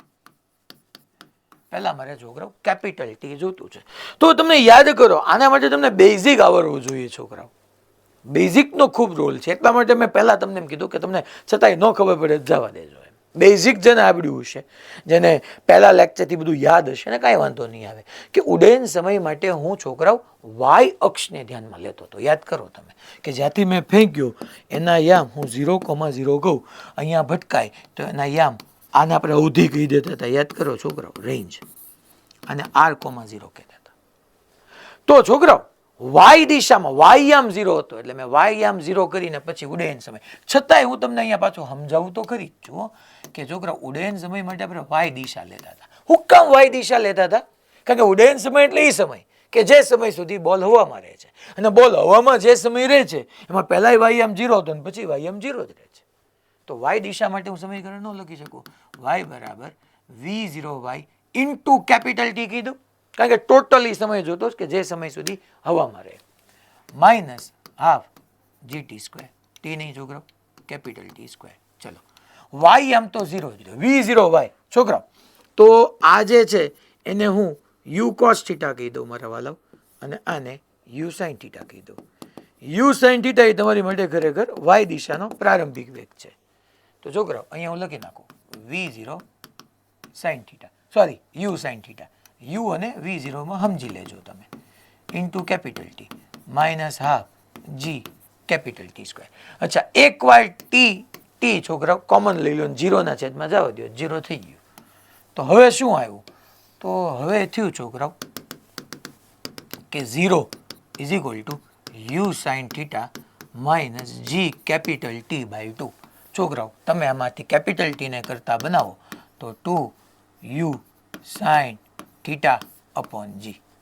એ સાહેબ આ તો ઈ જ આવ્યું, ઈ જ આવે. સાબિત ન કરાય. સાબિત કરે ને જે લોકોને મેઇન્સ એડવાન્સ સમજાઈ જ જવું જોઈએ કે વાય દિશા છે. એ સાહેબ આમાં તો તમે કીધું ને દાખલો બદલાણો.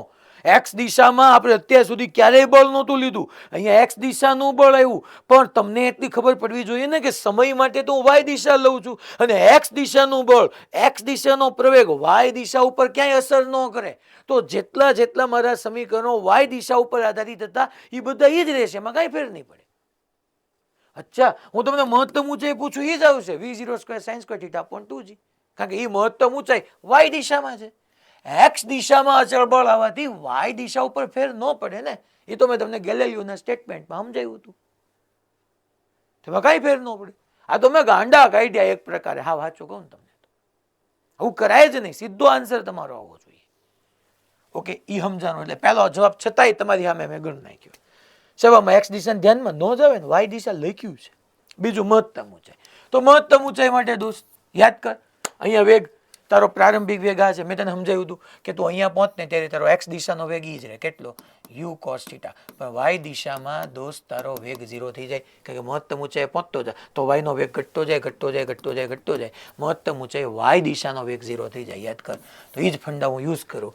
પાછું હું છોકરાઓ વાય દિશા માટે જ લાગુ પડું અને અચળ પ્રવેગી ગતિનું ત્રીજું સમીકરણ એપ્લાય કરી દઉં. સાહેબ બીજા કે ન હાલે, મેં તમને જે તે સમયે ભણાવ્યા છે, પણ હવે હું અત્યારે એ રિપીટ નથી કરતો. v² = v0² + 2ad. ચાલો, તો વાય દિશામાં વેગ 0. પ્રારંભિક વેગ કયો થયો છોકરો? વાય દિશામાં u sin θ નો આખાનો સ્ક્વેર. એવાયની જગ્યાએ -g મૂકી દે અને વાયની જગ્યાએ તું h મેક્સ મૂકી દે અથવા h કહી દે. તો અહીંથી કેપિટલ H તારું ઈ જ રહ્યું, u² sin² θ upon 2g. પૂરું થઈ ગયું કામ. કાંઈ નવું ન થયું સાહેબ. તો તમે આ ક્યારના હળી હંચા શું કરો? એક્સમાં બળી હવે આવ્યું. ત્રીજું અવધિ મારે જોઈ છે. અવધિ એટલે ડેફિનેટલી છોકરાઓ એક્સ દિશામાં જે અંતર કપાણું એને હું અવધિ કહું છું. એક્સ દિશામાં. અને એક્સ દિશામાં પહેલા બળ નહોતું, હવે આવ્યું. એક્સ દિશામાં પહેલા પ્રવેગ નહોતો, હવે આવ્યું. તો એક્સ દિશા માટે સાહેબ કેમ કરશો? તો યાર ચિંતા હું કામ કરવી? મેં જેટલી જરૂર હતું ને બધું તને મારા વાલા કીધું. તું થોડુંક તું આમ ધ્યાન આપીને સાંભળ ને તો તને કંઈક સમજાય અને તારા મમ્મી પપ્પા બધાના તમારા સપનાઓ પૂરા થાય. એક્સ દિશામાં અચ્છા સાહેબ, એક્સ દિશામાં પ્રવેગ અચળ છે. અચળ પ્રવેગ હોય તો અચળ પ્રવેગી ગતિના સમીકરણો લખાય? હા લખાય. એ સાહેબ આમ કરીએ તો ન હાલે કે r બરાબર એક્સ દિશામાં વેગ u cos θ ઇન્ટુ અહીંથી આવવા માટેનો સમય. આ હવે ન ચાલે. કેમ ન હાલે? એ સાહેબ તો એનો મતલબ એમ કે અહીંયા તમે u cos θ લખ્યું એ ન હાલે ને? ન ચાલે. કેમ ન હાલે સાહેબ? તો ત્યાં ઓલું બદલાય નહીં જાય? નહીં બદલાય. મારે તો વાય દિશાના વેગનું કામ હતું. મેં પહેલા એક્સ દિશાને એવી રીતના છોકરાઓ ઇન્ટ્રોડ્યુસ જ નહોતી કરી તમારી સામે. આ ન જ રહે. એક્સ દિશાનો વેગ શું છે મારે જોવું પડે. વાય દિશાનો વેગ 0 થઈ જાય. પહેલા હું તમને ખાલી જે જૂનું કેમ હતું એમ જ ભણાવતો હતો, એટલા માટે મેં ત્યાં લખી નાખ્યું. બાકી હવે આપણે સમજાય કે એક્સ દિશામાં તો અહીંયા બળ લાગે છે. કેવું બળ છે? અચળ બળ છે. લખી નાખ્યું છે. ન આપ્યું તો સમજાય જાય એમ અચળ જી અચળ. પૂરું. તો સાહેબ હવે શું કરાય? હવે તારે દોસ્ત અહીંથી અહીંયા સુધી પહોંચવાનો સમય છે. હા, એ અંતર જોઈશ. હા, એને તો આર કે છે. હા, તો અચળ પ્રવેગી ગતિનું બીજું સમીકરણ વાપર. એટલે હું અહીંયા હેડિંગ આપી દઉં કે હું ડિસ્કસ કરું છું એક્સ દિશા માટે. એક્સ દિશા માટે છોકરો ઓલું સમીકરણ d બરાબર v0t + ½ at². અચળ પ્રવેગી. અચ્છા, અહીંયા એક્સ છે, એક્સ દિશા માટે છે એટલે અવધિ r આવે. એક્સમાં પ્રારંભિક વેગ આવે, એક્સમાં પ્રવેગ આવે. ચાલો છોકરાઓ, તો મારે r જોઈએ છે. એક્સમાં પ્રારંભિક વેગ બોલો મારા વાલા, u cos θ. અચ્છા, સ્મોલ ટી જગ્યાએ સાહેબ કેમ કેપિટલ ટી મૂકવાનું છે? અરે તારે જે અંતર જોતું છે એ કયા સમયમાં જોતું છે? તો કે જ્યાંથી ફેંક્યો ન્યા પાછો આવે એ સમયમાં જોતું છે. તો એ સમયનો ઉડ્ડયન સમય કહેવાય. જો ને, જેટલો સમય હવામાં રહ્યો એટલા સમયમાં કેટલું અંતર કપ્યું. એટલે સ્મોલ ટી નો આવે દોસ્ત, કેપિટલ ટી આવે. ઓકે, કેપિટલ ટી નો સ્ક્વેર. કેપિટલ ટી તે સારી પાસે આ રહ્યું 2u sin θ/g. અચ્છા, અહીંયા 1/2 ax × t². પ્લસ અને અહીંયા લઈ હવે સાહેબ હું લખશું પ્લસ હાફ ax. સાહેબ ax તો 0 ની અત્યાર સુધી યાદ કરો છોકરાઓ, હું જેટલું ભણાવતો ને ત્યારે આમ જ લખતો x દિશામાં 0. હવે નહીં, હવે ન લખાયું, પૂરું, મારે એવું ન કહેવાય. તો હવે શું કરશું સાહેબ, હવે x દિશામાં મૂકી દે, ax તારી પાસે g/√3 આપ્યું જ મેં તને, હાફ એની જગ્યાએ g/√3 અને t² મીન્સ કે છોકરાઓ 2u sin θ/g whole square. સાદુરૂપ આપ દો, અવધિ મળી ગઈ તને. જો તો છોકરાઓ 2 sin θ cos θ એટલે યાદ કરો sin 2θ લખાય, ડેફિનેટલી લખાય યાર. 2 sin θ into cos θ એટલે sin 2θ. તો આપણે capital R is equal to u into u square 2 sin θ into cos θ sin 2θ by g plus અહીંયા છોકરાઓ જો 2 નો વર્ગ 4, એક વખત 2 ગયા, g સ્ક્વેર ગયા, તો અહીંયા શું વિધું 2 નો વર્ગ 4, એક વાર 2 ગયા એટલે પૂરું, 2 u square sin square θ upon છોકરાઓ 2 નો વર્ગ 4 એટલે 2 દુ 4, g અને g સ્ક્વેર એટલે એક વાર g ગયા, √3 into g. આ તમારી પાસે અવધિ આવી ગઈ સાહેબ. આવું આવ્યું એ સાહેબ બોલવું સારું હતું, પણ બકા એમાં અહીંયા સુધી જ આવતું હતું, ax 0 થઈ જતો હતો એટલે આ પહેલું પદ જ આવતું હતું, બીજું નહોતું આવતું. જો ઈ જ છે u² sin 2θ/g, યાદ કરો. કઈ આમાં અઘરું હું યાર, આ ક્વેશ્ચન પતી ગયું, તમને અવધિ મળી ગઈ, ત્રીજું પતી ગયું. આમાં અઘરું હું, આમાં કાંઈ અઘરું ન કહેવાય, ખાલી એટલું ભેજું વાપરવું પડે કે આમાં x દિશામાં મળે અચળ પ્રવેગી ગતિ, આ સમીકરણ એપ્લાય કરવાનું, પૂરું. હવે સાહેબ શું કરશું, તો હવે ચોથો ક્વેશ્ચન. હવે આ ક્વેશ્ચન છે ને હું જેમ શાંતિથી સમજાવું નહીં સમજજો. એ ગ્રુપ વાળા જેટલા છોકરાઓ છે ને, એ ગ્રુપ વાળા ખાસ જેને મીન્સમાં કે એમાં ક્યાંક જવાની આગળ ઈચ્છા છે, એ હું જે બીજી મેથડ તમને ડિસ્કસ કરું ને, સજેસ્ટ કરું ને, ડિસ્કસ નહીં સજેસ્ટ, એ ખાસ કરશે. આ મહત્તમ અવધિ 2 રીતે મળે. હું બી ગ્રુપ વાળા છોકરાઓને ધ્યાનમાં રાખીને સાવ ઇઝી રીતે ભણાવું છું, પણ એ ગ્રુપ વાળા બધા બાળકો હું જે બીજી મેથડ સજેસ્ટ કરું એ મુજબ એ કરશે. ચાલો ચોથો ક્વેશ્ચન. ક્વેશ્ચન હવે એમ કહે છે મહત્તમ અવધિ મળે તે માટેનો કોણ. એ સાહેબ યાર હું મહત્તમ અવધિ તમે કીધું તું તો ખરી 45 ડિગ્રી, પણ એ તો ત્યારે કે જ્યારે એક્સ દિશામાં બળ હોય નહીં, એક્સ દિશામાં પ્રવેગ 0 હોય. અહીંયા તો એક્સ દિશામાં પ્રવેગ છે g/√3 આવ્યું. તો હવે શું કરશું, હાલો કહું હું કરશું એટલે હવે આપણે ફોર્થ ઓપ્શન જોઈએ છીએ કે ફોર્થ ઓપ્શન એકવાર વાંચી લેજો. મહત્તમ અવધિ મળે તે માટેનો કોણ, એટલે આ આર મહત્તમ થાય. અચ્છા યાદ કરો, આર મહત્તમ મેળવવા માટે હું યુ તો અચળ લઈ લેતો હતો, હું થીટા બદલતો હતો. પેલા 10 ફેંક્યું, 20 ફેંક્યું, 30 ફેંક્યું, 45 ફેંક્યું, 50 ફેંકું, 60 ફેંકું, અલગ અલગ થીટા માટે જોતો તો અવધિ મને કેટલી મળે. તો આ જે છે એ સ્પેસિફિકલી એ ગ્રુપના સ્ટુડન્ટ માટે છે. એ ગ્રુપ વાળા બધા અત્યારે તમારે વિકલન ચાલે જ છે. તો યાદ કરો છોકરાઓ, તમારી પાસે અહીંયા અવધિનું સૂત્ર છે.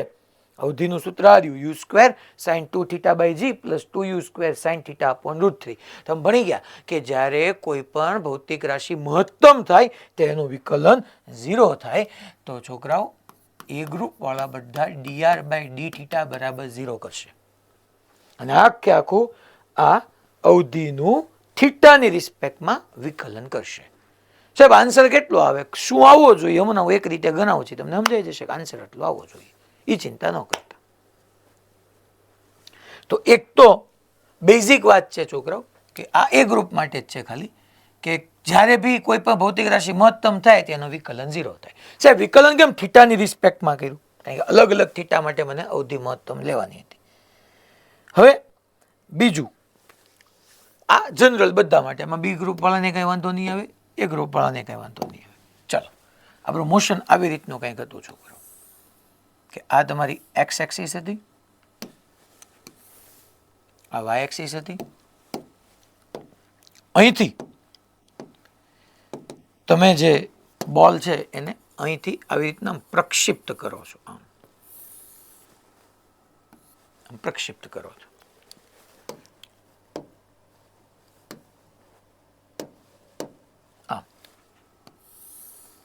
આમ પ્રક્ષેપ કર્યું તમે અને અહીંયા સુધી પહોંચ્યો. આ તમારો યુ જેટલા વ્યક્તિ ફેંક્યો હતો, આ ખૂણો થીટા હતો. હું જે લોજિક અહીંયા કહું છું, આ કંઈ આપણું એવું નથી કે બી ગ્રુપ વાળાને આપણે સમજાવવો પડે. આને એકોર્ડિંગ જે જૂનું ભણાવ્યું એને હું તમને રિલેટ કરાવી દઈશ, જોજો તમે. હવે અહીંયા ફેંક્યો ત્યારે છોકરાઓ બે વસ્તુ હતી. એક તો નીચે તરફ અચળ પ્રવેગ જી હતો અને બીજું એક્સ દિશામાં અચળ પ્રવેગ g/√3 હતો. બે પ્રવેગ હતા, એક વાયમાં જી અને એક્સમાં g/√3. હવે માની લો મારે આનો પરિણામી પ્રવેગ જોતો હોય તો સાહેબ શું કરવાનું હે? સાહેબ હું કામ ગોતવાનો પરિણામી પ્રવેગ? તારે દોસ્ત ઈ થીટા જોઈ છે કે જે થીટા માટે તને અવધિ મહત્તમ હોય, એટલે થીટા જોઈ છે. તો આ એક તું આમ કરી શક કે આ g/√3. તું એક કામ કર, આનો પરિણામી લે બકા. પરિણામી આમ લેવાય, આ પરિણામી. તો એ નેટ મારે જોતું હોય, એ નેટ અંડર રૂટમાં આ ax² એટલે કે g/√3 નો હોલ સ્ક્વેર પ્લસ g². સાદુરૂપ આપતો દોસ્ત, g²/3 યસ પ્લસ g². તો 3g² plus g², 4g²/3, 4g²/3. તો નેટ આવશે 2g/√3. આટલું ગણિત આવડવું જોઈએ આપણને કે 3g² પ્લસ g² 4g² થાય. 4g² નું રૂટ લ્યો, 4 નું 2 થાય, g² નું g થાય, તો 2g/√3. આ નેટ આવ્યું. અચ્છા, એ નેટ ક્યાં આવશે? તો કે એક x માં એક y હોય તો નેટ આમ જાય. હાલો, આ તમારો એ નેટ આવ્યો. હવે તમારું જે નેટ એટલે કુલ, હો છોકરો પાછું જોજો, હવે એટલું ગુજરાતી હું નથી બોલતો. આ કુલ પ્રવેગ, આ કુલ પ્રવેગ, આ કુલ મળ્યો. હવે તમારે ઈ થીટા જોઈ છે. ટૂંકમાં તમારે થીટા જોતો હોય ને, મહત્તમ થીટા જોતો હોય, મહત્તમ અવધિ માટેનો થીટા જોતો હોય ને, તે પહેલા કુલ પ્રવેગ ગોતવાનો. કુલ પ્રવેગની વિરુદ્ધ દિશામાં એક લાઈન ડ્રો કરવાની. કુલ પ્રવેગ આ છે તો એની વિરુદ્ધ દિશામાં આ લાઈન થઈ. આમ. હા, એ સાચી વાત છે. તો હવે આપણે જોઈએ, ચેક કરીએ હાલ શું થાય. તો આ કુલ પ્રવેગ એની વિરુદ્ધ દિશામાં મેં લાઈન ડ્રો કરી. આ થીટા મારે જોતો હોય મને મળે. આ કેટલો થાય? તો કે હા લેલા કરી શકો, એમાં હું ત્યાં તમે આને માની લઉં થીટા ડેશ ધારી લઉં તો અહીંયા રહ્યું, આમ ન લખી શકું છોકરો. હવે tan થીટા ડેશ બરાબર સામેની બાજુ છે માં પાસેની બાજુ, આ થયું g/√3. સામેની બાજુ g/√3, પાસેની બાજુ કયું થયું? સોરી, સામેની બાજુ g થઈ. સામેની બાજુ આ નીચે તરફ આવે ને છોકરો. આ ax આ છે, ખાલી હું ફરીથી લખું છું. ax અહીંયા છે, g/√3. આ છોકરાઓ g હોય તો આ g થાય. તો tan થીટા બરાબર g/g/√3. તો છોકરાઓ g ગયા તો tan થીટા ડેશ તમને √3 મળ્યો. તો tan થીટા ડેશ તમને √3. tan થીટા ડેશ √3 થાય તો થીટા ડેશ કેટલાનો થાય? 60. tan 60 √3 થાય, એટલું આવડવું જોઈએ. અચ્છા, તો આ ખૂણો તમારો બેટો 60 નથી. જો જે મેઇન્સ એડવાન્સ કરતા હોય ને એવું કાંઈ ગણતરી કરવા ન જાય, આમ જ કે g/g/√3, √3 60. હાલો, હવે આપણે ડિસાઈડ કરીએ છોકરાઓ, આ લાઈન તમે કેમ ડ્રો કરી? આ લાઈન તમે કેમ ડ્રો કરી સમજાવું તમને. આ નેટ હતી એની વિરુદ્ધ દિશામાં મેં એક સીધી રેખા દોરી. તમે જ મને કહો તો અલગ કલરની પેન લઈ લઉં. તમે જ મને કહો તો છોકરાઓ કે આ બંને વચ્ચે ટોટલ ખૂણો કેટલાનો થાય? ટોટલ તો કે ટોટલ 180 થાય. ટોટલ 180 થાય તો આ કેટલાનો છે છોકરાઓ? આ કેટલાનો છે? આ 60 નો છે. તો આ કેટલાનો થશે? આ હે સાહેબ, તો આ 120 થાય. એ 120 નો થાય ડેફિનેટલી, વાય નોટ? એટલે ટોટલ આખે આખું આ 180, આ 60, તો આ 120 ડિગ્રી થયું. હે સાહેબ, તો આ 120 ડિગ્રી થાય. તો હવે મારે શું કરવાનું? હવે તારે કાંઈ નહીં કરવાનું દોસ્ત. હવે એકદમ તું મોજમાં આવી જાય કે આ 120 છે ને એને ભાગ્યા 2 કરી નાખ. તો શું આવશે? 60 ડિગ્રી. યસ, તારો આ થીટા જે છે ને, થીટા બરાબર 60 ડિગ્રી છે. તો આ કેસની અંદર કે જે કેસની અંદરમાં તારી પાસે જીમાં અચળ, ટૂંકમાં વાયમાં અચળ પ્રવેગ જી હતો, એક્સમાં અચળ પ્રવેગ g/√3 હતો, અને એને તું યુ જેટલી ઝડપથી એક્સ એક્સિસ સાથે છોકરા 60 ડિગ્રીના ખૂણે ફેંકીશ ને એટલે તને અવધિ મહત્તમ મળશે.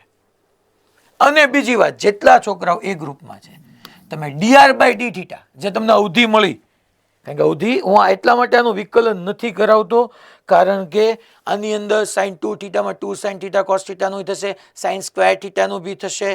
એ ગ્રુપ વાળાની આવે જ છે, બી ગ્રુપ વાળાને આવડતું હોય તો વેરી ગુડ. તો એ તમે સોલ્વ કરીને અહીંયા ચેક કરવા જાઓ તો અહીંયા તમારો આન્સર 60 ડિગ્રી જ આવવો જોઈએ. That's it.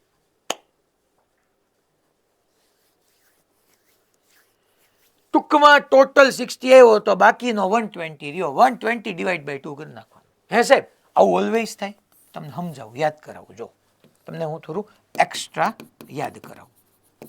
આપણે જે ગ્રાઉન્ડ ટુ ગ્રાઉન્ડ પ્રોજેક્ટાઇલ મોશન ભણ્યા છોકરાઓ,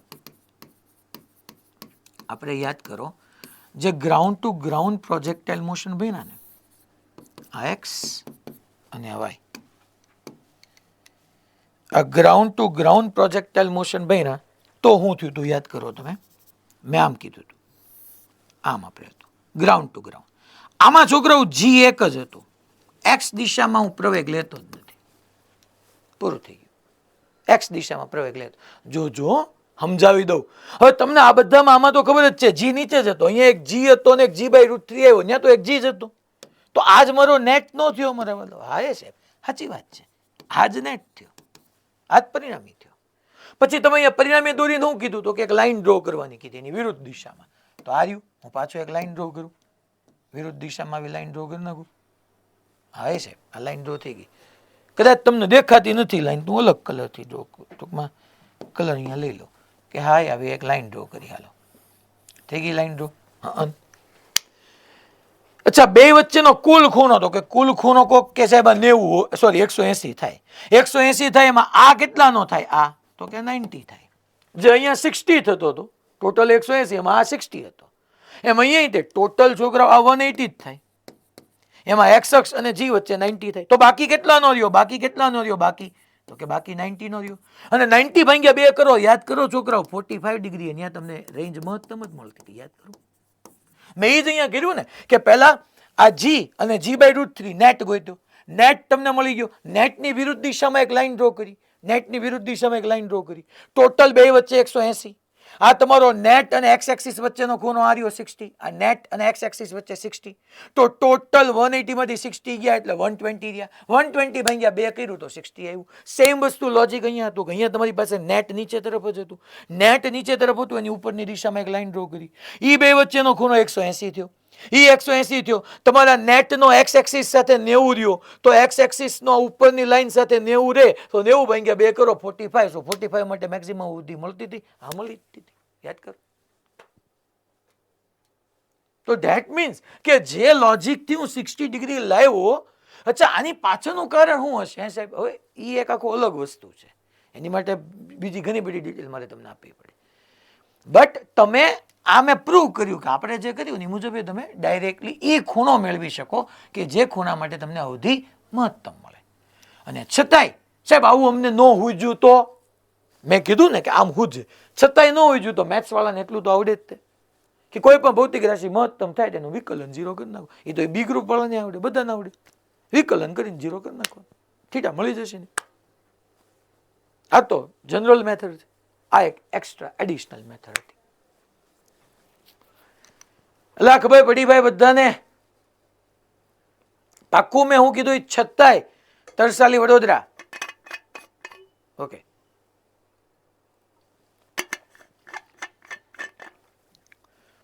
છતાંય વિડીયો અવેલેબલ જ હશે યુટ્યુબમાં, બીજી વાર જોઈ શકો છો. છતાંય ન ખબર પડે છોડી દેવાનું, ચિંતા નહીં કરવાની.